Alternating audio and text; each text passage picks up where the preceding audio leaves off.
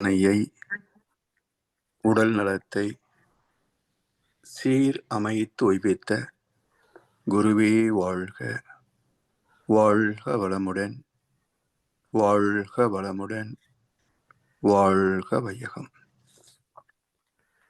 Canada sky yoga அறக்கட்டளையை சிறப்பாக நடத்தி வருகின்ற ஆன்மீக அன்பு உள்ளங்கள், குறிப்பாக பேராசிரியர் முனைவர் சிவசங்கரமையா அவர்கள் மற்றும் இந்த நிகழ்ச்சியை தொடர்ந்து சிறப்பித்து வருகின்ற அன்பர்கள் அனைவருக்கும் அருட்தந்தை வேதாத்ரி மகர்ஷி அவர்கள் சார்பாக வாழ்க வளமுடன் என்ற வாழ்த்துக்களையும் எனது அன்பு கலந்த பணிவான வணக்கத்தையும் சமர்ப்பித்து, குருவின் குரல் வேதத்திரிய தொடர் சிந்தனையின் 108ஆம் பாகத்தில் மனிதருள் வேறுபாடு சிந்தனை பற்றிய 2வது அமர்வில் மேலும் சில கருத்துக்களை இப்போது பகிர்ந்து கொண்டிருக்கின்றோம்.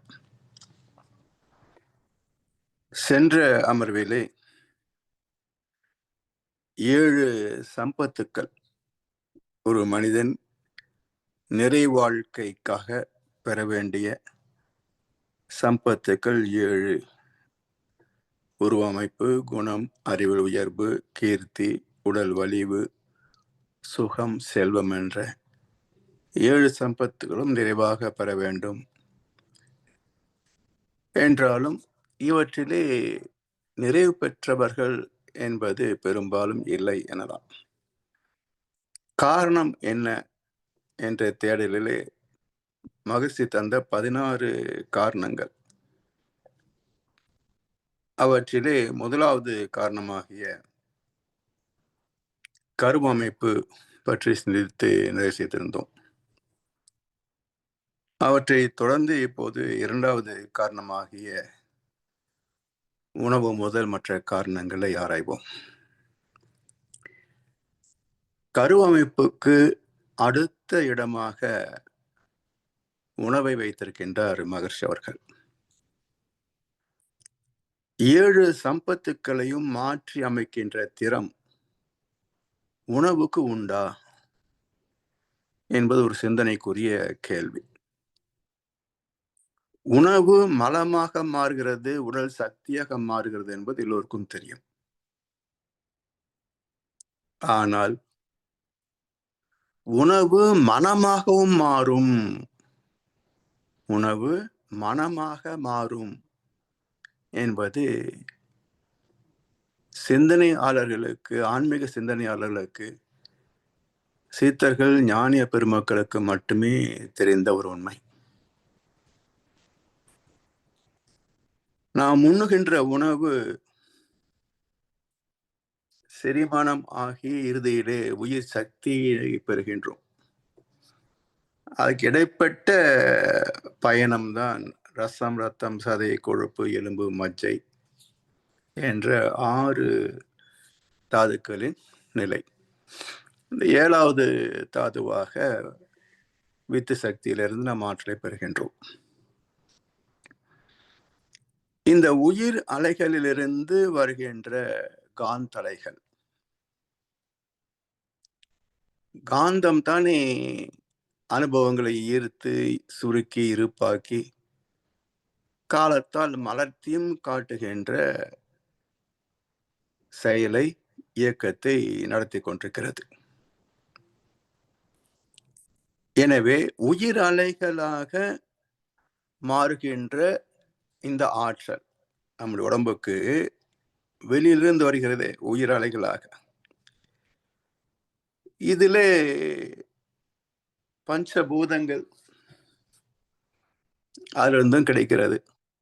அவை இணைந்த தாவரங்களிலிருந்து தான் பெரும்பகுதி சக்தியை பெறுகிறோம் என்பது எல்லோருக்கும் தெரிந்த விஷயம். ஆற்று, நெருப்பு, கோள்கள் இவற்றிலிருந்து வருகின்ற ஆற்றலிலே இயற்கை தன்மை உண்டே தவிர வேறு களங்கம் என்று சொல்வதற்கு எதுவுமே இல்லை. ஆனால் தாவரங்கள் முதல் அசைவ உணவு, பறவை விலங்குகளை கொன்று புசிக்கின்ற அசைவம் வரைக்கும் நாம் பார்க்கின்ற போது ஒவ்வொன்றிலேயும் சில குணங்கள் அமைந்திருக்கிறதை பார்க்கிறோம். இப்போ தாவர உணவிலே கூட இதுல புரோட்டீன் இருக்கு, இதுல கார்போஹைட்ரேட்ஸ் அதிகம், இதுல வாயு தன்மை அதிகம் என்றெல்லாம் பிரிக்கிறோம் இல்லையா? நார்ச்சத்து, வாயு இப்படியெல்லாம். அது தாது அளவிலே, பௌதிக அளவிலே, ரசாயன அளவிலே போய்விடுகிறது. அதை அடுத்த ஜீவன்கள் வருகின்ற போதுதான் இவை எல்லாமே தன் உணவுக்காக இன்னொரு ஜீவனை கொன்று புசிக்கின்ற இயல்பில் உள்ளவை. அது மட்டுமல்ல, அவை ஜீவன்களாக உணர்கின்ற திறத்தோடு வாழ்பவையினால அவற்றிலே இன்ப துன்ப சுக துக்க உணர்வுகள் உண்டு. எந்த ஜீவன் எடுத்தாலும் பசி ஒரு துன்பம்தான். உணவு கிடைக்கின்ற போது அதை புசிக்கின்ற போது ஏற்படக்கூடிய ஒரு நிறைவு. அது உயிர் போகிறது என்று சொன்னால் அது எந்த ஜீவனும் விரும்புவது இல்லையே. அதாவது வங்கிகளில் எல்லாம் விவசாய கடன் தருகின்ற போது ஆடு மாடுகளுக்கும் கடன் தருவார்கள்.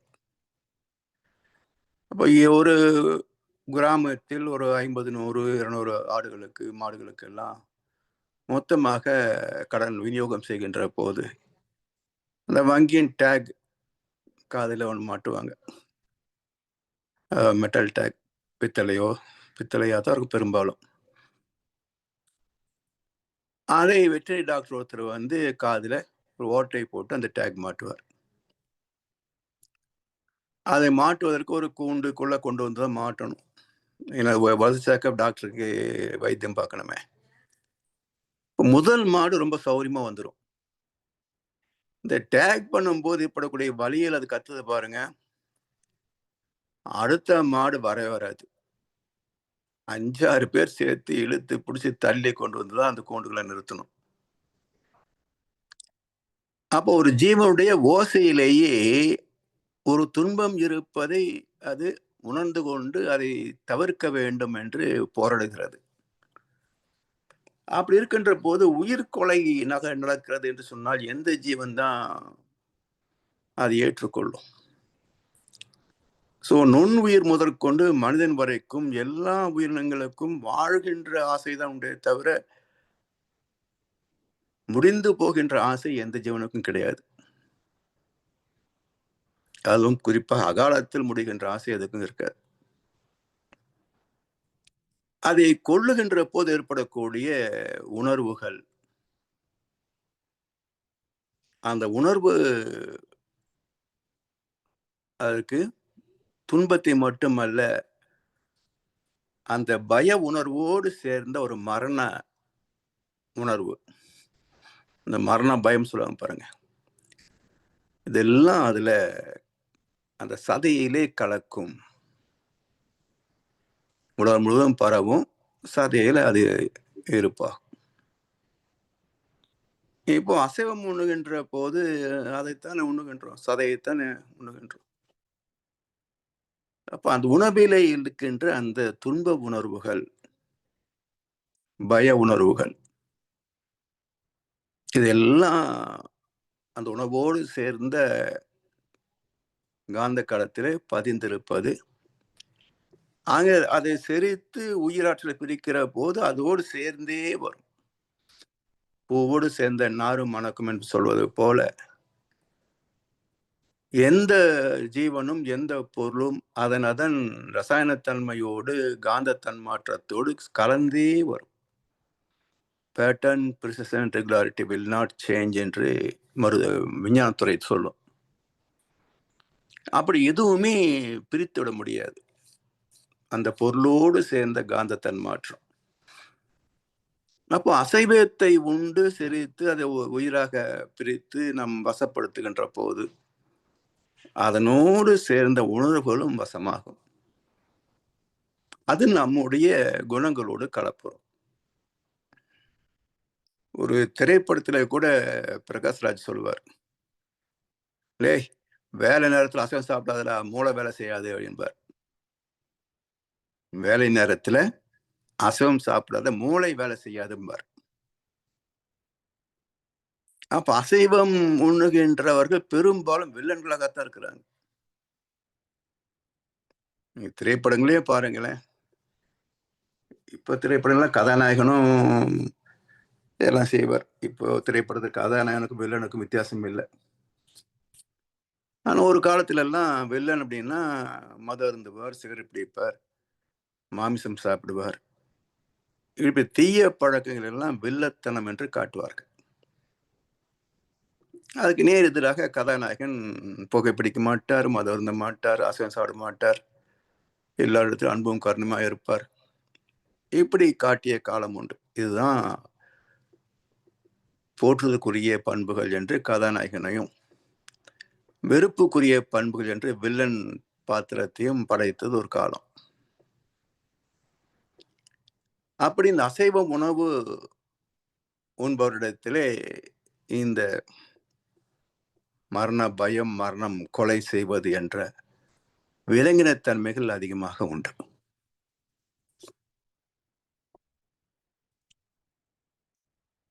இதை குறிப்பா கிறிஸ்தவம், இஸ்லாம் போன்ற மதங்களிலே எல்லா நிகழ்ச்சிக்கும் அசைவம் தான் முக்கிய உணவாக இருக்கும். அங்க தத்துவம் என்ன? படைக்கப்பட்ட எல்லாமே மனிதனுக்காகத்தான். ஆனா அப்படி பைபிள் இருக்கிறதாக நான் வாசிக்கவில்லை. திருக்குறானிலேயும் அப்படி ஒரு வசனம் இருப்பதாக நான் வாசிக்கவில்லை. அப்ப இது எங்கேயோ இடைச்செருகல் ஏற்படுத்தப்பட்டதாகத்தான் இருக்கணும். சரி, இப்ப நபிகள் என்ன சொல்றார் அப்படின்னா, அது அவர் வாழ்ந்த காலத்துல பாலைவனம். இன்றைக்கு பாலைவனத்தில கூட ட்ரிப் இரிகேஷன் சிஸ்டம் மூலமாக விவசாயத்தை கொண்டு வந்துட்டாங்க. அந்த காலத்துல அது வாய்ப்பு கிடையாது அல்லவா? அப்போ உணவுக்கு என்ன செய்வது? ஒட்டகப்பாலும், பேரிச்சம்பழமும் தான் அங்க கிடைக்கும். அதுவும் கிடைக்காத சமயத்துல என்ன செய்ய முடியும்? அப்போ ஒரு ஒரு கூட்டம் ஒரு 100, 200 பேர் வச்சுக்கங்களேன். இப்ப 200 பேருக்கு கோழி வெட்டுனா 100 கோழி வெட்டணும். ஆடு வெட்டினா ஒரு நாளைக்கு 4 ஆடு வெட்டணும். ஆனா ஒரு ஒட்டகத்தை வெட்டினால் 200 பேருக்கு 1 வாரத்துக்கு உணவாகும். அப்ப 1 வாரத்துக்கு கோழி எவ்வளவு சாகும், ஆடு எவ்வளவு சாகும்னு கணக்கு பாருங்க. அப்ப ஏன் நபிகள் ஒட்டகத்தை மட்டுமே குறிப்பிட்டார் என்று சொன்னால், தவிர்க்க முடியாதது. உணவு இல்லாமல் உயிர் வாழ முடியாது. அப்ப தவிர்க்க முடியாதது. ஆனா எதை தவிர்க்கலாம்? உயிர் வதையை தவிர்க்கலாம். நூற்றுக்கணக்கான கோழிகள், ஆடுகள் கொல்வதை காட்டிலும், ஒரு ஒட்டகம் கொல்லப்பட்ட ஒரு உயிர் தானே. அப்ப அந்த ஒரு உயிர் கொல்லப்பட்டு 200 மனித உயிர்கள் காப்பாற்றப்படும். இது பகவத்கீதையிலும் இருக்கு இல்லையா? மகாபாரதம் இருக்கு. சரி, அதையும் யார் செய்யணும்? பிஸ்மில்லா செய்யப்பட்ட உணவுன்னு சொல்லுவாங்க. ஹலால் செய்யப்பட்ட உணவுன்றாங்க. யார் செய்யணும்? என்றால் ஒரு ஞானி தான் அதை செய்யணும். விருப்பு வெறுப்பு அற்ற ஒரு ஞானி. அந்த மந்திரங்களை சொல்லி 6 அறிவு படைத்த எங்கள் உயிரை காத்துக் கொள்வதற்காக, இத்தனை பேருடைய உயிரை காத்துக் கொள்வதற்காக, ஒரு 5 அறிவு ஜீவனை நாங்கள் கொன்று புசிக்கிறோம். இந்த பாவத்தை நீங்கள் மன்னித்தருள்வீர்களாக என்பதுதான் அந்த பிஸ்மில்லா மந்திரத்துடைய பொருள். இப்போ இந்த இலக்கணத்தின்படி இன்றைக்கு கொள்வது என்று சொன்னால், அந்த வேலையை யார் செய்ய முடியும் பாருங்க. சாத்தியமே இல்ல. இன்றைக்கு அசைவம் தேவைதானா என்று ஒரு கேள்வி எழுப்புகின்ற போது, அதுவும் தேவையில்லை. இப்போ இதை பற்றி பேசுபவர்கள் சொல்லுகின்ற நியாயவாதம் என்ன என்றால், தாவர உணவு மட்டுமே போதாது. இப்போ யூரோப்பியன் கண்ட்ரிஸ் எல்லாம் பனி பிரதேசங்கள், அங்க எதுவுமே முளைக்காது. என்ன பண்றது? சீ ஃபுட், கடல் வாழ் ஜீவராசிகளை தான் உண்ண வேண்டியிருக்கிறது. அது மட்டும் இல்ல, அதெல்லாம் நாம் உண்ணளவில்லை என்று சொன்னால் அதனுடைய எண்ணிக்கை பெருகி போயிடும், ஜனத்தொகை பெருகி போயிடும் என்று இப்படி ஒரு வாதத்தை வைப்பது உண்டு. ஆனா எப்படி சைவ உணவே அத்தனை மக்களுக்கும் போதுமானதாக இருக்கும் என்பது எல்லோருக்குமே ஒரு கேள்விக்குறிதான். இதற்கான தீர்வு என்ன, விடை என்ன என்றால், இப்ப நாம் உண்ணுகின்றோமே, எத்தனை வேலை? காலையில் பெட் காஃபி, அப்புறம் பிரேக்ஃபாஸ்ட்டு காஃபி, 11 மணிக்கு ஸ்நாக்ஸு, காஃபி, டீ, 1 மணிக்கு ஃபுல் லஞ்சு, 4 மணிக்கு மறுபடியும் ஸ்நாக்ஸு, டீ, காஃபி, 7 மணிக்கு லைட்டாக ஸ்நாக்ஸு, 8 மணிக்கு டின்னர், படுக்கும்போது 1 டம்ளர் பால். இவ்வளவு உயிர் சக்தி நமக்கு ஒரு நாளைக்கு தேவைதானா? இப்ப இங்கெல்லாம் உணவுல கலோரிஸ் போட்டு கொடுக்குறாங்க. இந்த உணவில எவ்வளவு கலோரி எனர்ஜி இருக்கு அப்படின்னு போட்டுடுறாங்க. ஏவரேஜ் ஒரு மனிதனுடைய வாழ்க்கைக்கு எவ்வளவு தேவை? 2000 கலோரிஸ் என்னவோ சொல்றாங்க. இப்போ இந்த கலோரிஸுக்கான உணவு நம்ம உண்டால் போதும். ஆனா உண்ட உணவின் கலோரி கணக்கு பார்த்தீங்கன்னா 4000 கலோரி தரும் போல் இருக்கு. மிச்சமெல்லாம் என்ன ஆகும்? ஃபேட், கொழுப்ப மாதிரி தொப்பையா சேரும். அது போற கொலஸ்ட்ரால மாதிரி ரத்தத்தை அடைக்கும். அப்புறம் ஹார்ட் ப்ராப்ளம் வந்துருச்சு அப்படின்னா ஏன் வராதுன்றது தான் அதிசயம். வந்தது அதிசயம் இல்லை, ஏன் வரலன்றது தான் அதிசயம். அப்ப இயற்கை நீதிப்படி 2 வேளை உணவு தான் மனிதனுக்கு. 1 வேளை உண்பான் யோகி, 2 வேளை உண்பான் போகி, 3 வேளை உண்பான் ரோகி, 4 வேளை உண்பான் துரோகி என்று ஒரு சித்தர் பாடல் உண்டு. நீ நோய் வருவதற்கு ஒண்ணும் பண்ண வேண்டாம், 3 வேளை சாப்பிட்டா போதுன்றாரு. நோயாளியாகி விடலாம். ரோகின்னா நோயாளிகள். இப்ப நாம கண்ட நேரத்தை சாப்பிடுறோமே, இதுக்கு என்ன பேர் வைக்கிறது? எனவே இது மட்டும் இல்ல. இப்ப அமெரிக்கா போன்ற நாடுகள்ல பார்த்தீங்கன்னா, உணவை குப்பையில போடுறதுக்கு கொஞ்சம் கூட தயங்குவதே இல்ல. ஜஸ்ட் லைக் தட் தூக்கி குப்பையில போட்டுர்றான். இந்த கலாச்சாரத்துல அந்த உணவை உற்பத்தி செய்த விவசாயிகளுடைய உழைப்பை பற்றி யாருக்கும் போதிப்பது இல்லைன்னு நினைக்கிறேன். இங்க சுகாதாரம் என்ற பெயரால இங்க உணவு வீண் செய்வதை பார்த்தா நமக்கு அவ்வளவு கஷ்டமா இருக்கும். இதையெல்லாம் தவிர்த்துருங்க. இதே போல எத்தனை நாடுகள், இந்தியால அப்படித்தான். ஒரு உணவகத்துல மட்டும் ஒரு நாளைக்கு 1.25 டன் கன்சூமர் வேஸ்டேஜ் அப்படின்ட்டு அந்த நிறுவனம் ஒரு பத்திரிகையில செய்தி தந்திருந்தது. கன்சூமர் வேஸ்டேஜ் மட்டும் 1.25 டன் வாங்கி சாப்பிட முடியாம மிச்சம் வைக்கிறது, டேஸ்ட் பிடிக்கலன்னு மிச்சம் வைக்கிறது, இது மாதிரியான கொழுப்புத்தனங்கள் எல்லாம் 1.25 டன்.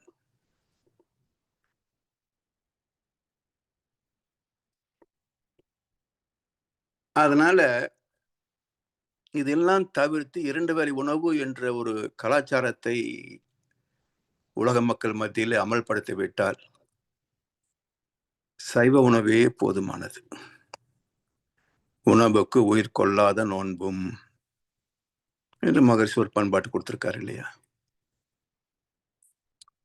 எனவே உணவே மனமாக மாறுவதனால் 7 சம்பத்துக்களின் தாக்கத்தை ஏற்படுத்தும்.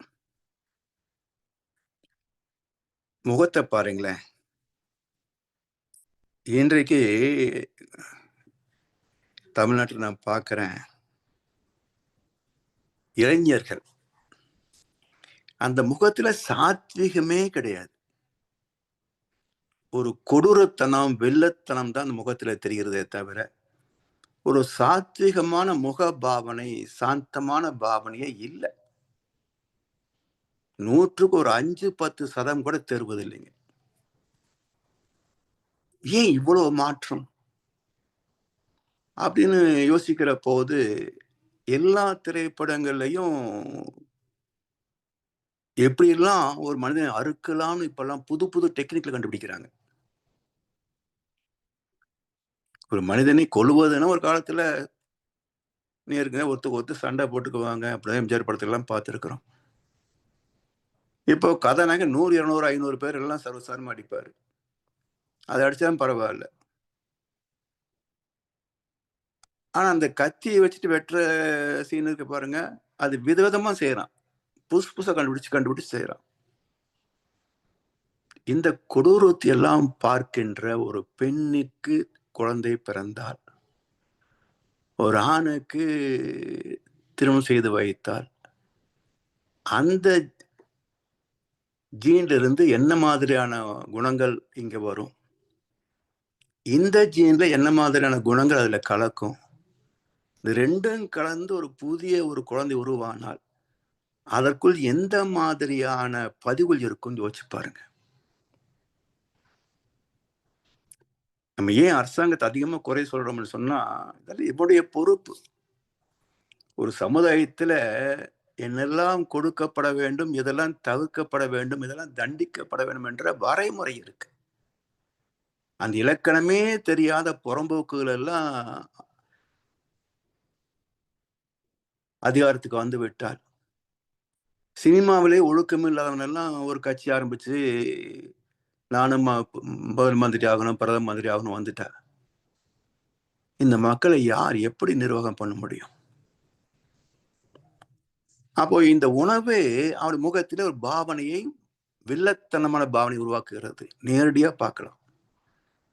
வேற ப்ரூஃப் எங்கேயும் லேபரேட்டரி பார்க்க வேண்டாம். சமுதாயத்தை பார்த்தாலே தெரிகிறது. உருவங்கள் ஏன் மாறி போனது?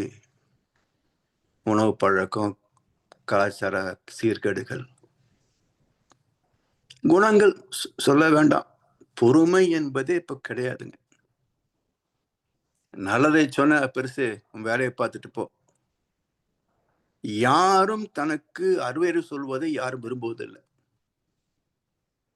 எல்லாரும் மத்தவனுக்கு அறிவுரை சொல்றதுக்கு தான் ரெடியா இருக்கிறாங்க. Indiscipline people teaching as discipline சொல்லுவாங்க.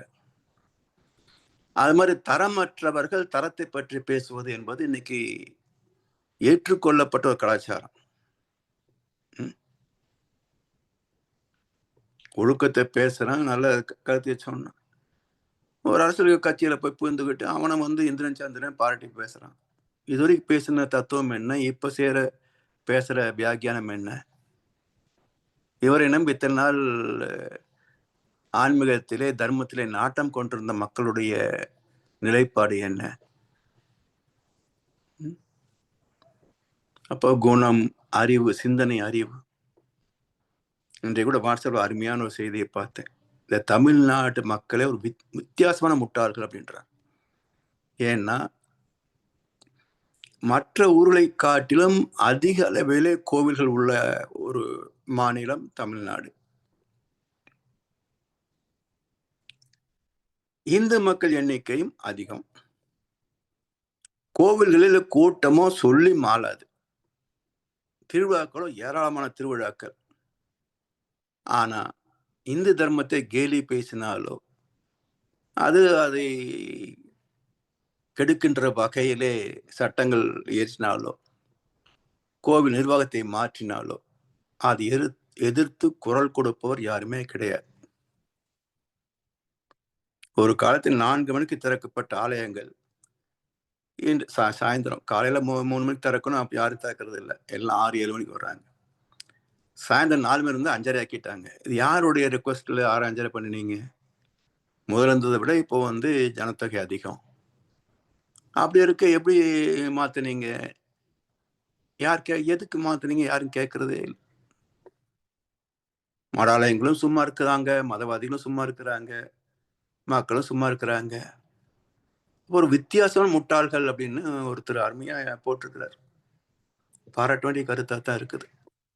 கசப்பான உண்மைதான். அப்ப அறிவு எங்க இருக்கு? உடல் வலிவு, தெருவுக்கு ஒரு மருத்துவமனை, உணவகங்கள், மருந்து கடைகள், கேளிக்கை பப்பு, ஹப்பு இவ்வளவுதான் நாட்டில் இருக்க தவிர ஒரு ப்ரொடக்டிவ் இண்டஸ்ட்ரி, அதற்கான உதிரி பாகங்கள் இருக்கக்கூடிய கடைகள் இவையெல்லாம் குறைந்து கொண்டே வந்துவிட்டன. அப்புறம் உழைப்பு எப்படி, ஆரோக்கியம் எப்படி?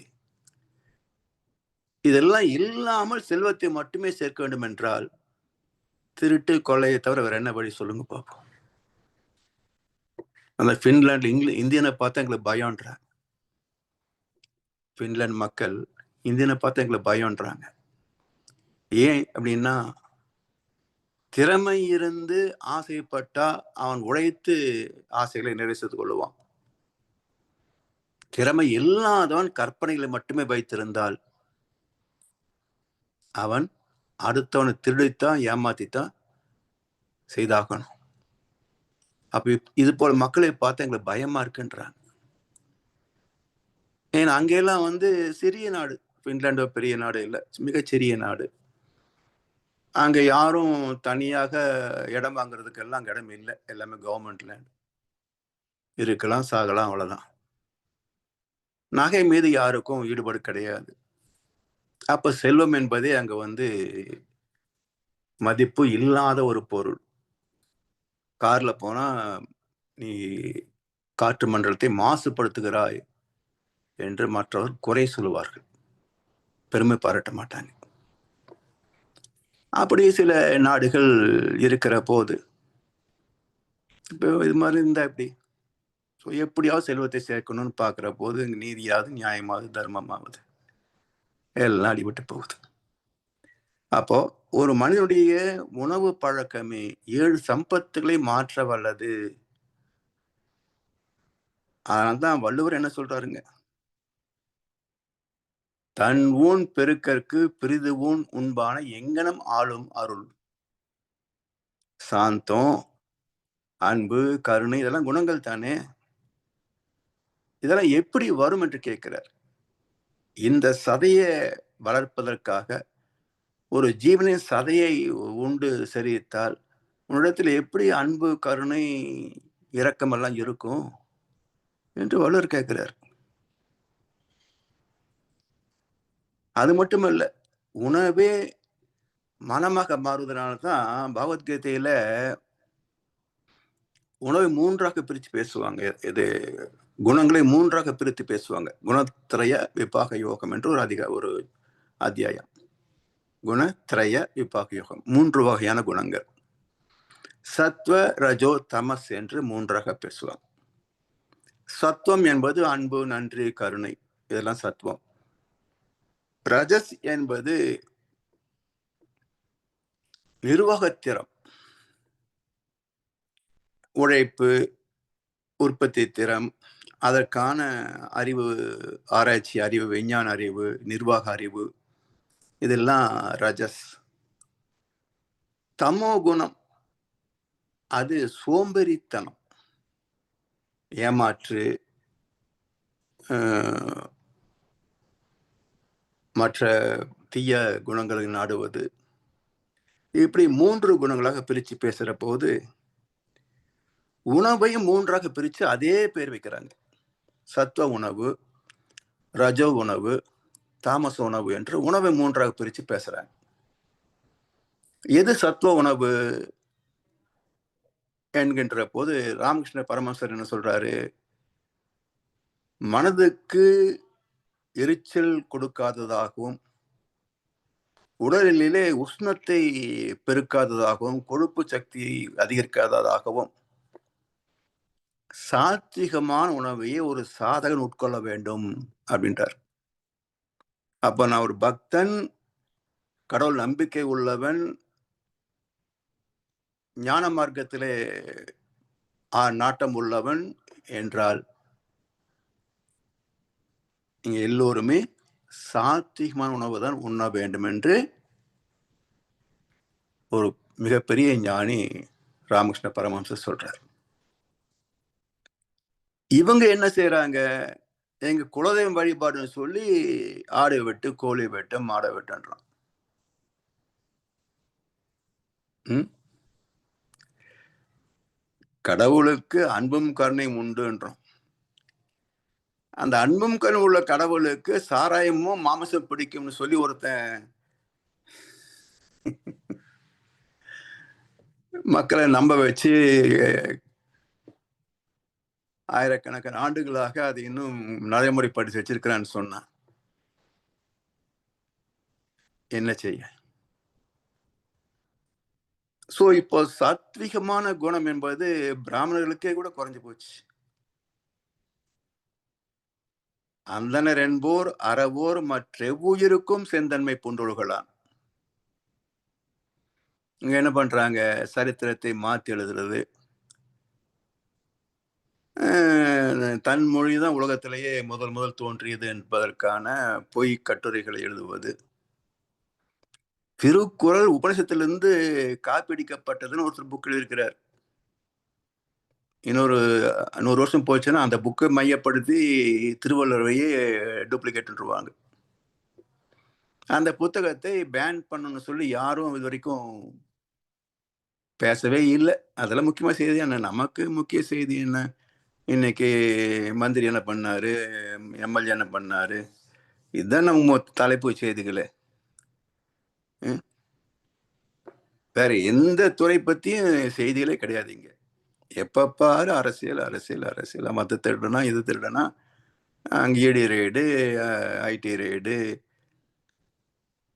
ஏதோ நெருக்குகிறது, பிடிக்கிறது அப்படி இப்படின்னு இன்னும் ஏன் பிடிச்சதுக்கப்புறம் பார்த்துக்கலாம். இதை சொல்லியே 4, 4½ வருஷம் ஓட்டியாச்சு பத்திரிகைகள். இதெல்லாம் எங்க போட போறாங்க? அப்புறமா நூற்றாண்டு கழிச்சு சிதம்பரம் கோயிலுக்கு பேர் மாத்திட்டாங்க. இப்படி ஒரு பொய்யா ஒரு உபநிஷத்துக்கு ஒரு புக் எழுதிச்சிட்டாங்க அப்படின்னு யாராவது ஒருத்தர் சரித்திர ஆராய்ச்சியாளர் ஒருத்தர் பேச ஆரம்பிப்பார். அது அப்படி இப்படின்னு டிபேட் போயிட்டு இருக்கும், அவ்வளவுதான். இப்படி இது எதுக்காக இதை செய்யணும்? எல்லாரும் ஒரே மூலத்துல இருந்து வந்தோம். எல்லாரும் ஒரு காலத்துல வாழ்க போறோம், சாக போறோம், அவ்வளவுதான். என்ன சரித்திரம் இங்க? எதுவா இருந்தா என்ன? நூற்றாண்டுக்கு முன்னாடி இருந்தவங்க யாரும் இப்ப கிடையாது. இப்ப இருக்கிற யாரும் அடுத்த நூற்றாண்டு இருக்க போறது இல்ல. இதுல என்ன பெருமை இருக்கு? என்னுடைய பெருமை, என்னுடைய கல்ச்சர், என்னுடைய இது. ஒரே கல்ச்சர் தான் வேணும். யாருக்கும் கஷ்டம் இல்லாம வாழ்ந்துட்டு போகணும், அவ்வளவுதான். ஒரே கல்ச்சர், ஒரே மதம், ஒரே ஜாதி, ஒரே குலம், ஒரே கோத்திரம் போதும். அவ்வளவுதானே. எனவே இந்த 3 குணங்களிலே சத்தம் கிட்டத்தட்ட எனக்கு இல்லாம போச்சு. ரஜோகுணம் தலைவிரித்து ஆடுகிறது. அதாவது killing others benefits is called administrative skill. இன்னைக்கு பெரிய பெரிய கார்ப்பரேட் நிறுவனங்களில யார் திறமையான நிர்வாகி என்று சொன்னால், குறைந்த நேரத்தில் அதிக உற்பத்தி செய்ய முடியுமா? குறைந்த சம்பளத்தில் நிறைந்த லாபத்தை காட்ட முடியுமா? அவர் பெஸ்ட் அட்மினிஸ்ட்ரேட்டர், பெஸ்ட் மேனேஜர், அவருக்கு அவார்டு கொடுக்கலாம். சோ தொழில் அதுல லாபம் என்பதே ஒரு தேவையில்லாத ஒரு கணக்கு. இல்ல கொள்ளை லாபம் என்ன கணக்கு? இது எப்போ வந்தது இது மாதிரி எல்லாம்? ஒரு காலத்துல எல்லாம் எனக்கு தெரிந்து தொழில் செய்றவங்க அப்படியே செய்துட்டு இருப்பாங்க. வீடு கட்டுறது கூட ஒரு ஊருக்கு யாரோ ஒருத்தர் வீடு கட்டுவாங்க. ஏதோ எல்லாம் குடிசையில அங்கங்க இருந்துட்டு போயிட்டு இருப்பாங்க. இன்னைக்கு பிசினஸ் ஆரம்பிக்கிறான், அடுத்த பங்களா கட்டுறான், கார் வாங்குறான். ஃபாஸ்ட் ஃபுட் மாதிரி ஃபாஸ்ட் பணக்காரனுங்க. இப்ப தர்மம் எங்கே போய் தேடுவது? அப்ப இன்றைய நிலை என்னன்னா, இந்த ரஜோ குணத்தில் தமோ குணம் கலந்த குழப்பம். தமோ குணம் என்பது என்னன்னா, தனக்கு ஒரு நன்மை இல்லாத போதும் இன்னொரு ஜீவனை, இன்னொரு மனிதனை துன்புறுத்துகின்ற சாடிசம். இது வேற எந்த ஜீவன்லயும் கிடையாதுங்க. எந்த விலங்காவது விளையாட்டுக்கு இன்னொரு விலங்கை கொல்லுதா, கடிக்குதான்னு பாருங்களேன். உணவுக்கு பசிக்கு தான் கொல்லுமே தவிர வேடிக்கைக்காக கொள்ளாது. ஆனா மனிதன் எதுக்காக செய்யறான்? லட்சக்கணக்கான கோடிகள் திருடுறான். என்ன சாப்பிடுறதுக்கா? இல்ல வீடு கட்டவா? எதுக்கு? 7 49 தலைமுறை தின்னா கூட மாளாது. இவ்வளவு சொத்து எதுக்கு? அப்ப ரஜோ குணத்தில் தமோ குணம் கலந்து விட்டது. நிர்வாகத்தில் பாவம் கலந்து விட்டது. அதிகாரத்தில் பாவம் கலந்து விட்டது. அப்ப மக்கள் எப்படி நல்லா இருப்பாங்க? அப்போ ஒரு சமுதாயத்தையே மாற்றி விட்டது எதுங்க? உணவும் ஒரு முக்கிய பங்கு வகிக்கிறது. இன்னும் சொல்ல போனா உணவு வகை தானே இப்போ அசைவம் எப்படி தேவையில்லையோ அதே மாதிரி போதைப் பொருட்கள், மது அது உள்ள போய் தானே வேலை செய்யுது. உண்பது உணவு. அப்ப அதை சாப்பிட்டா அது உணவுன்னு சொல்ல முடியுமா? எப்படி அசைவத்தை உணவுன்னு ஏற்றுக்கொள்ள முடியாதோ, அதுக்குன்னு ஒரு தீய விளைவுகள் உண்டோ, அதை விட கொடுமையான தீமைகள் விளைவுகள் தரக்கூடியது மதுவும் போதை பொருட்களும். அவன் மூஞ்சியை பாருங்களேன், விளங்குவாங்க. ஏதாவது அவனால ஏதாவது நாட்டுக்கோ வீட்டுக்கோ ஒரு பயன் உண்டா? ஒருத்தருக்கு ஒரு பிரயோஜனம் கிடையாது. இவன் பிறந்ததே ஒரு பாவம். சீக்கிரம் செத்தா புண்ணியம். இப்படி மாற்றியது யாரு? அரசாங்கமே போதைப் பொருள் விற்குது, மது கடை திறந்து வச்சுக்கிட்டு 50,000 கோடிக்கு மது விற்குது. இதெல்லாம் தவறு என்று பேசுவதற்கு கூட நாதி இல்லை. இப்ப எத்தனை சம்பத்துகள், எத்தனை மாற்றங்கள், எத்தனை ஏற்றத்தாழ்வுகள்.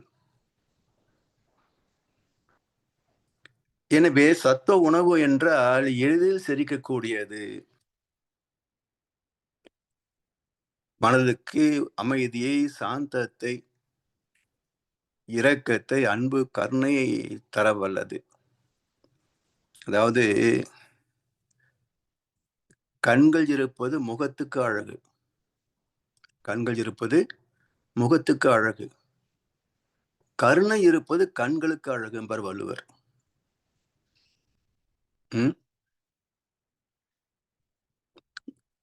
அப்ப இந்த கருணை பார்வை, சாந்தமான பார்வை, அது முகத்துக்கே ஒரு அழகை கொடுக்கும். இதெல்லாம் இல்லாமல் போனது காரணம் என்ன என்றால் 16 காரணங்களிலே மற்ற 15 காரணங்கள் சேர்ந்து ஒரு தொகுப்பானதுதான் கருவமைப்பு என்ற முதல் காரணம்.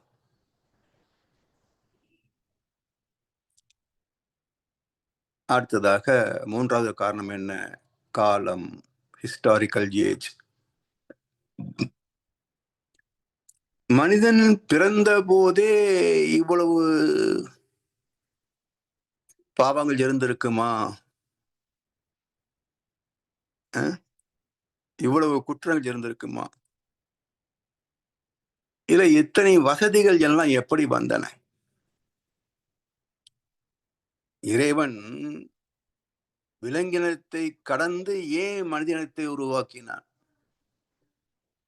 படைப்பின் நோக்கம் என்ன என்றால், விலங்கு பறவைகள் வரைக்கும் தன் உணவை தானே உற்பத்தி செய்து கொள்ள முடியாது. அதனால் இன்னொரு ஜீவனை கொன்று செய்கின்ற பாவம். இதை நீக்க வேண்டும் என்பதற்காகத்தான் இயற்கையே எல்லாம் வல்லவனாகவும் எல்லாமே உள்ளவனாகவும் ஒரு இனமாக பரிணமித்ததுதான் மனிதம். மனிதனுக்கு என்ன குறை இருக்கு சொல்லுங்க? ஒரு விவசாயி தொழில் பார்த்தால் 100 பேருக்கு உணவு தரலாம். ஒரு தொழிற்சாலை உற்பத்தி செய்தால் ஒரு நாட்டுக்கே ஒரு வசதியை கொடுக்க முடியும். இப்ப இத்தனை திறம், இத்தனை வளங்கள் இருக்கின்ற போது ஏன் இந்த போராட்டம், வறுமை, பிரச்சனைகள், யுத்தம் வரைக்கும்?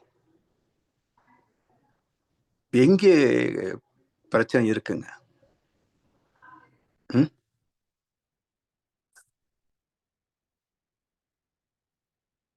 அறிவின் பற்றாக்குறைதான். அப்ப அறிவு தெளிவு பெறக்கூடிய வகையிலே ஆன்மீகம் என்பது தனித்து கிடையாதுங்க. லௌகிகமும் சேர்ந்ததுதான் ஆன்மீகம். அறத்தாற்றின் இல்வாழ்க்கையாற்றின் புறத்தாற்றின் போய் பெறுவது எவன்? 2ம் சேர்ந்ததுதான் வாழ்க்கை. தனித்தனி கிடையாதுங்க. அறமும் இருக்கு. அதான் அறம்னாங்க. இல்லறம். அப்ப இல்லத்திலேயே அறம் பின்பற்றப்பட என்பதனால தான் வாழ்க்கையே ஆன்மீகம் சார்ந்தது தான். லௌகீகம் தனி, ஆன்மீகம் தனி கிடையாது. எனவே காலங்கள் மாறுகின்ற போது அறிவு திறம், சிந்தனை திறம் மாறுகிறது, மேன்மை பெறுகிறது. அறிவின் வளர்ச்சி தான். பரிணாமமே தி ஜர்னி ஆஃப் கான்சியஸ்னஸ். அறிவின் பயணம் தானே பரிணாமம். அப்ப அறிவு எது வரைக்கும் பயணிக்கும்? தன் முழுமையை அடைகின்ற வரைக்கும் பயணிக்கும். அப்ப அறிவு முழுமை பெறாமல் பகுத்தறிவாகவே பின்னப்பட்டு நின்றால் அது எப்படி முற்றறிவாக முழுமை பெற முடியும்? அப்போ காலங்கள் மாறினாலும் கற்காலம், நெருப்பு காலம், உலோக காலம், கணினி காலம், இன்றைக்கு ஆர்டிபிஷியல் இன்டெலிஜென்ஸ் காலம். இதுல என்னென்ன குளறுபடிகள் வருமோ தெரியாது. எது உண்மை எது பொய் என்று கண்டுபிடிக்க முடியாது.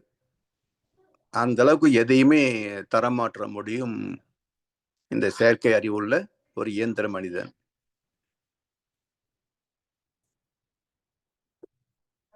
இதெல்லாம் மனிதனுடைய அறிவு கண்டெடுத்தது தானே.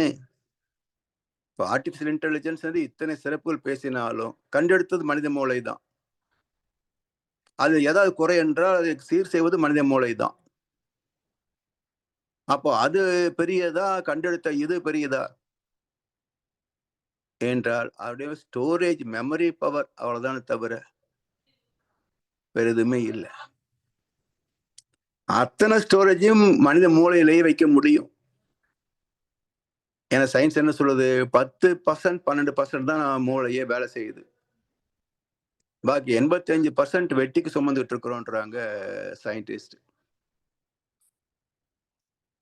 அப்ப அந்த மூளையை முழுவதும் பயன்படுத்தினால் ஏஐ தேவையில்லையே. அப்ப விஞ்ஞான கருவியின் மூலமாக நாம் வெற்றி பெறுகிறோமா வீழ்ந்து போகிறோமா என்று சிந்திப்பதற்கு கூட யாரும் தயாராக இல்லை. அப்போ இதெல்லாம் சீர்படுத்தக்கூடிய வகையிலே காலங்கள் மாறிக்கொண்டே போகின்றன. எனவே அறிவுபூர்வமாக சிந்தனை செய்து மக்கள் நன்மைக்கு என்று பயன்படுத்திக் கொள்ளணும். அதுதான் ஹிஸ்டாரிக்கல் ஏஜ், காலத்தின் வளர்ச்சி. அப்ப அறிவுபூர்வமான சிந்தனை இருந்தால்தான் இயற்கை வளங்கள் காக்கப்படும். காலம் இல்லை என்றால் காலங்கள் மாறினாலும் நோக்கங்கள் மாறுவதே இல்லை.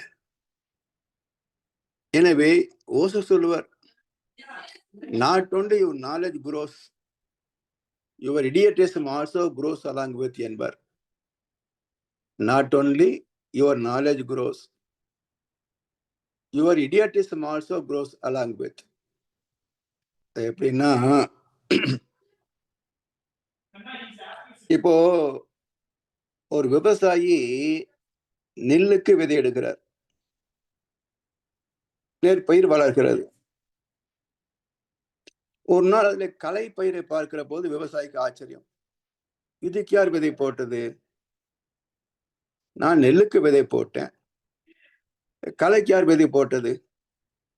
சரி, இந்த களை என்ன செய்கிறது என்றால், இது புதராக வளர்ந்து நெற்பயிரை நெருக்கி போடுகிறது. நெற்பயிருக்கு உற்பத்தி குறைஞ்சு போகிறது, சத்துக்கள் அதுக்கு கிடைக்கிறது இல்லை. இப்போ ஆராய்ச்சி என்ன சொல்கிறது? விவசாயி நெல்லுக்குத்தான் விதையிட்டார், களைக்கு விதையிடவில்லை. பிறகு எப்படி முளைத்தது விதை இல்லாமல் என்றால், நெற்பயிரே தனக்கு துணையாக களை உருவாக்கியது என்றார். நெற்பயிரே களை செடியை உருவாக்குகிறது. நோக்கம் என்ன என்றால், தன்னை எதிர்ப்பதற்கு பூச்சிகள் வரும், அந்த பூச்சிகள் தன்னை தாக்கிவிடும் என்பதற்காக அது களை செடிகளை உருவாக்கி விடுகிறது. அந்த களை செடிகள் பூச்சிகள் அதை சாப்பிட்டுடும், நெற்பயிரை பாதுகாத்துக்கும். ஆனா இப்போ களை செடி என்ன பண்ணுச்சு, தான் வளர்ந்தது. இது எப்படி இருக்குன்னா, எல்லா சிக்கல்களும் தீர்ந்து ஒரு நிறைவான வாழ்க்கை வாழ்வதற்காகத்தான் இயற்கை மனிதனாக மனமாக வெளிப்பட்டது.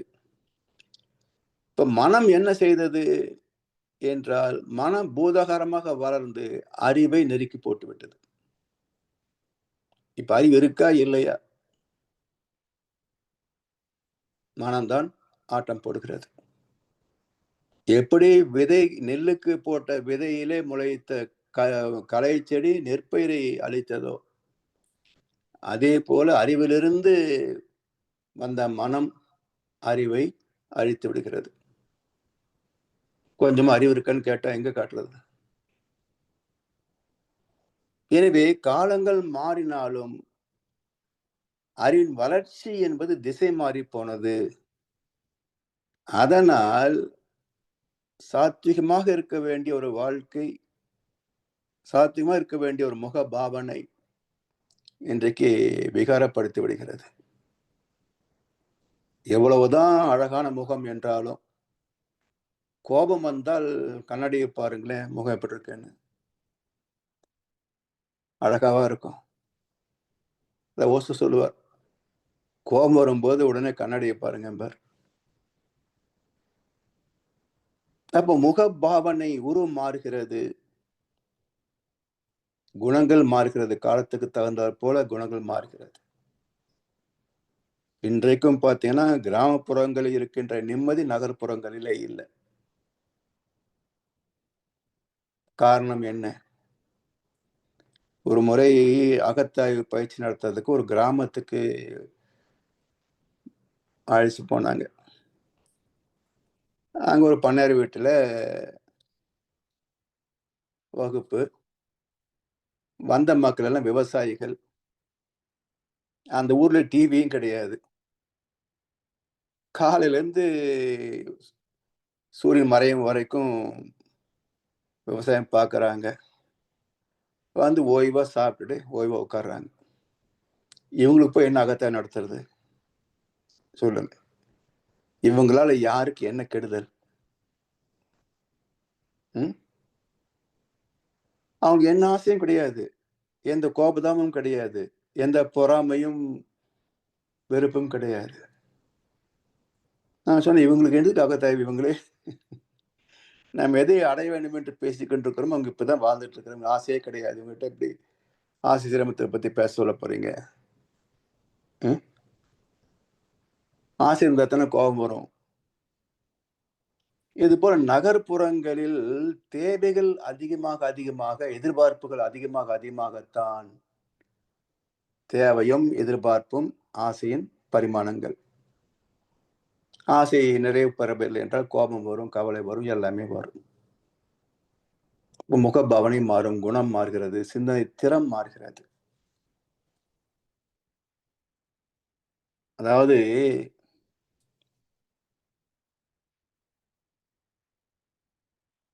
இந்த கவுன்சிலிங் இங்கெல்லாம் ஆங்கர் மேனேஜ்மெண்ட் எல்லாம் கோர்ஸ் நடத்துறாங்க. அடுத்தவங்களுக்கு அட்வைஸ் பண்றது இருக்கு பாருங்க. யாரும் தனக்கு ஒரு அறிவுரை ஏற்பதற்கு தயாரில்லை. ஆனா அடுத்தவர்களுக்கு அறிவுரை சொல்வதற்கு எல்லாருக்கும் ஆர்வம். இது எப்படி சரியா வரும்? மாற வேண்டும் என்று உள்ளவர்களுக்குத்தான் அறிவுரை பயனாகும். ஐ ஆம் பர்ஃபெக்ட்லி ஆல்ரைட் சொல்லக்கூடிய இடத்துல அறிவுரை பயனாகாது. இது போல வள்ளுவரே சொல்லுவார், சொல்லுக சொல்லிற் பயனுடைய, சொல்லற்க சொல்லிற் பயனிலா சொல். சொல்றோம், ஒரு மாற்றம் நிகழாதுன்னு சொன்னா அப்புறம் சொல்லி என்ன பிரயோஜனம்? ஸோ இப்படி குணங்கள், புகழ் இதை பொறுத்து உடல் வலிவும் மாறும், நம் உடல் நலமும் மாறும். இதெல்லாம் எந்த அளவுக்கு இருக்குதோ அந்த அளவுக்கு தான் செல்வம். அப்ப காலத்தை பொறுத்தும் மனிதனுடைய வாழ்க்கை தரமே மாறிக்கொண்டிருக்கிறது. 4வது காரணம் தேசம். Climatic and soil condition. ஏன்னா சோசியோ எக்கனாமிக் இல்ல எக்கோஜியாலஜிக்கலா ஏதோ ஒரு வார்த்தை உண்டு. அதாவது ஒரு நாட்டுடைய மண் தன்மை, தட்பவெட்ப நிலைகள் இவற்றெல்லாம் பொறுத்து ஏற்படக்கூடிய மாற்றங்கள். தேசம். இந்த பூமியின் அமைப்புல, மண் அமைப்புல எல்லா இடமும் ஒரே மாதிரி இருக்க முடியுமா? அங்கங்க அணுக்களின் சேர்க்கைக்கு தகுந்தாற் போல வசதிகள், இயற்கை வளங்கள் மாறுபடும். அந்த குறையை நிறைவு செய்வதற்காகத்தான் டெக்னாலஜி வளர்ந்தது. இறைவனைத்தானே ஒரு விஞ்ஞானி மூலமாக புதுமைகளை படைக்கிறாரு. பூமி தோன்றிய போதே மின்சாரம் உண்டுதான். அப்ப 1752ஆம் ஆண்டு பெஞ்சமின் பிராங்க்லின் ஒரு மனிதன் மூலமாக இறைவனே இப்ப சக்தி இருக்குப்பா என்று பயன்படுத்தி அவனுடைய மூளை வழியாக செயல்படுகிறார். மின்சாரம் கண்டுபிடிக்கப்படுகிறது. அதுக்கப்புறம் 150 வருஷம் கழிச்சுதான் தாமஸ் ஆல்வா எடிசன் வந்து பல்பு கண்டுபிடிக்கிறார். இப்படி ஒவ்வொரு காலகட்டத்திலேயும் அந்த அறிவின் வளர்ச்சி தான் பல வசதிகளை தருகிறது. அப்ப இந்த அறிவின் வளர்ச்சி எதை நோக்கி போகிறது என்று சொன்னா டிரான்ஸ்போர்டேஷன் கம்யூனிகேஷன் சிஸ்டம். ஒரு காலத்துல ஒரு தபால் எழுதினா போய் சேர்றதுக்கு 10, 15 நாள் ஆகும். இன்றைக்கு ஒரு எஸ்எம்எஸ் அனுப்பினீங்கன்னா அடுத்த செகண்ட் அங்க போய் சேர்ந்துருது. உலகத்தின் எந்த மூலைக்கும் போய் சேர்ந்துடும். ஒரு காலத்துல கட்ட வண்டி, மாட்டு வண்டி கட்டினா எப்போ போய் சேருவாங்களோ, அதுவும் ஊருக்குள்ள, நாட்டுக்குள்ள போக முடியும். வெளிநாடு போக முடியாது. கடல் கடந்து போக முடியாது. அப்படியே படகுல பயணம் செஞ்சாலும் என்னைக்கு போய் சேருவாங்களோ. இன்றைக்கு ஏர் கார்கோ 24 மணி நேரத்துக்குள்ள எந்த மூலைக்கும் போய் சேர்ந்துடலாம். அப்ப இதெல்லாம் ஏன் மனிதன் கண்டுபிடித்தான் என்று சொன்னால், இயற்கையின் குறைபாட்டை நிறைவு செய்வதற்கு இயற்கையை மனிதன் வழியாக வெளிப்படுத்திய இயற்கை வளங்கள். Transportation and communication. இப்படி ஒவ்வொரு தேசத்தின் இயற்கை அமைப்பிலே இருக்கக்கூடிய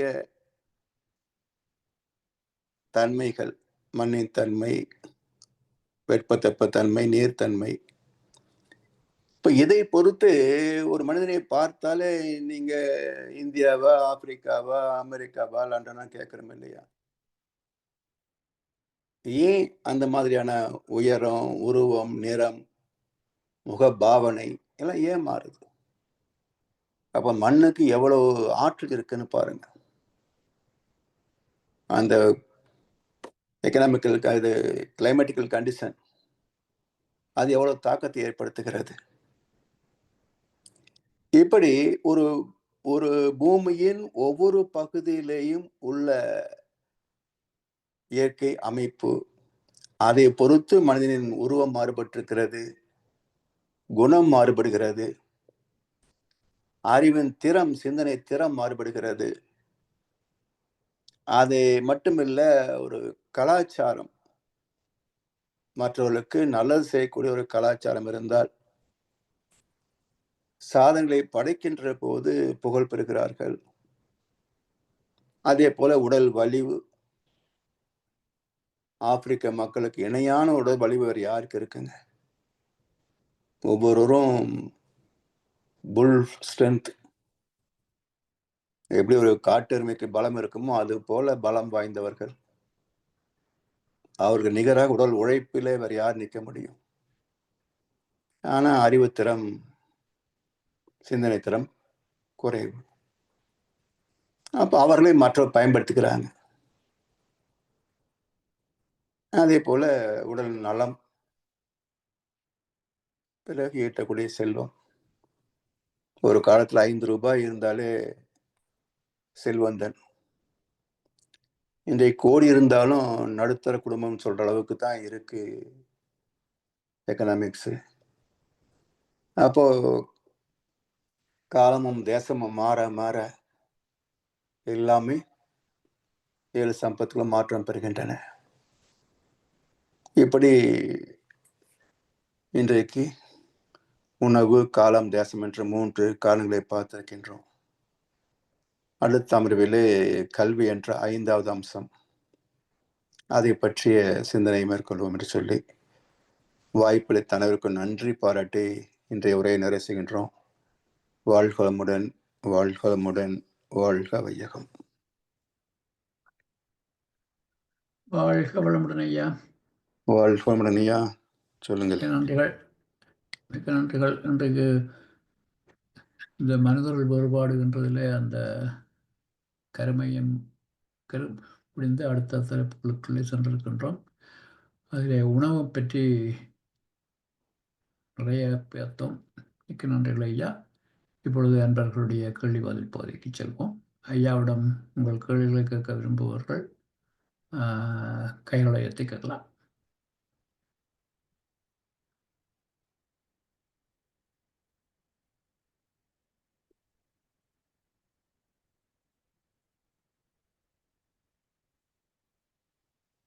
ஐயா, நான் ஆரம்பித்து வைக்கிறேன். சொல்லுங்கய்யா. இந்த மாமிச உணவு, நான்வெஜ் உணவு, அது எங்கடை நாடுகளை தவிர இந்த மற்ற நாடுகள் எல்லாம் நான்வெஜ்ஜே மெயினாகத்தானே ஐயா இருக்குது. ஆனால் அங்கே நாங்கள் எதிர்பார்க்கிற அளவுக்கு அந்த வேறுபாடுகள், தாக்கங்கள்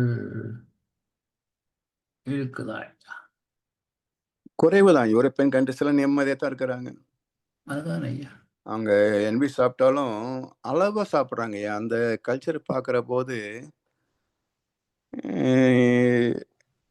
உணவு ரொம்ப குறைவா தான் சாப்பிட்றாங்க. ஏன்னா அந்த மாமிசம் அவ்வளோ எனர்ஜி கொடுக்கக்கூடியது. அது கூட பீருன்னு ஒரு மக் சைஸில் இருக்கும். ஒரு பீர் அந்த கோப்பை, அது ஒரு பீப்பாயில் வச்சிருக்கிறாங்க உணவகத்தில். ஏதோ மினிமம் சார்ஜ் பண்ணுவாங்க போல, அவங்களே போய் அதில் ஃபில் பண்ணிக்கிறாங்க அந்த கோப்பையில். அப்போ அந்த மாமிசமும் இந்த பீரும் தான் சாப்பிட்றாங்க. ஒரு சின்ன கேக் அளவு தான் சாப்பிட்றாங்க. ஸோ அது அவங்களுக்கு போதுமான எனர்ஜியை கொடுக்குது. 2வது, இப்போ இங்கிருந்து எக்ஸ்போர்ட் பண்ணுற அளவுக்கு உணவுப் பொருள் இப்போல்லாம் எவ்வளோ கிடைக்கிது. பட் இருந்தாலும் மெயின் ஆஸ்பெக்ட் அவங்க சீ ஃபுட்டெல்லாம் இருக்கிறாங்க. அது இன்னொரு முக்கியமான காரணம் என்னென்னா, தின்னு பழகிட்டாங்க, அதை விட முடியறது இல்லை. அது இல்லாமல் சுவை அது கொஞ்சம் மசாலாலாம் சேர்க்கறதுனால கொஞ்சம் சுவை கூடுதலாக இருக்கும். அதனால் எல்லா நாட்டிலையும் அசைவம் ஒரு என்ன சொல்லி, இன்னைக்கு இந்தியாவிலலாம் பார்த்தீங்கன்னா அசைவம் அதிகமான அளவுக்கு போகுதுங்க.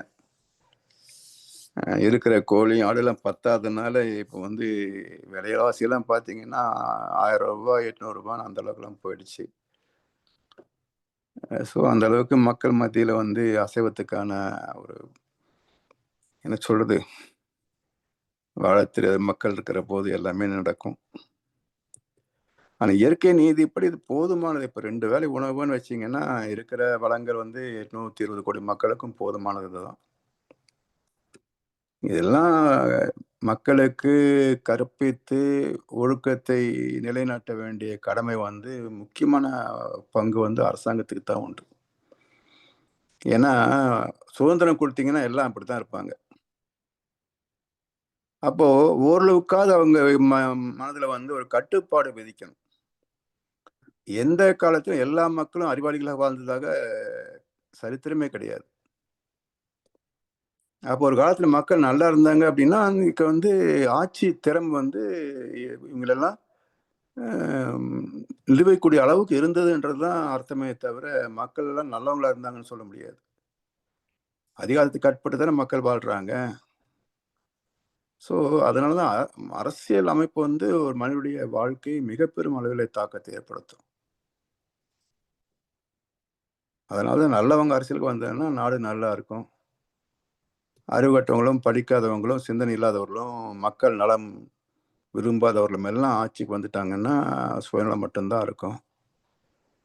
அதுக்கு தகுந்த மாரி மக்களும் வந்து அதுக்கு சிந்திக்காம, கேள்வி கேட்காம இருந்தாங்கன்னாக்க, அப்புறம் அது என்ன பண்றதுங்க? இவங்களோட பிரிட்டிஷ் அரசாங்கமே பரவாயில்லன்னு நெனைக்கிற அளவுக்கு இருக்கு.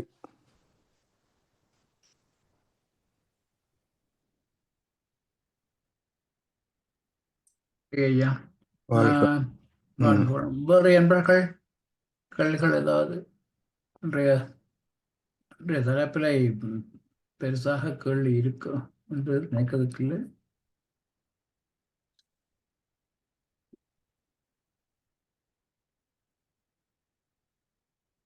இல்லை ஐயா, கேள்விகள் இல்லை. இல்லை. நிறைய செய்துகொள்வோம். நிறைவு செய்வோம் ஐயா. ஆம், இதுவரை நேரமும் இந்த குருவின் குரல் வகுப்பு 108 தலைப்பிலே நமக்கு இந்த சிறந்த சிந்தனை உரையை வழங்கிய பேராசிரியர் முதுநிலை பேராசிரியர் பழனிசாமி ஐயாவுக்கு நாம் நன்றி தெரிவிப்பதோடு ஐயாவை எல்லோரும் சேர்ந்து வாழ்த்துவோம். பேராசிரியர் பழனிசாமி ஐயா, வாழ்க வளமுடன். வாழ்க வளமுடன். அவரது உடல் நலம், மனவளம், பொருளாதார வளம் வாழ்க வளமுடன். வளமுடன். அவர்தம் அன்பு குடும்பம் வாழ்க வளமுடன். அவரது வேதாத்திரிய தொண்டு வாழ்க வளமுடன்.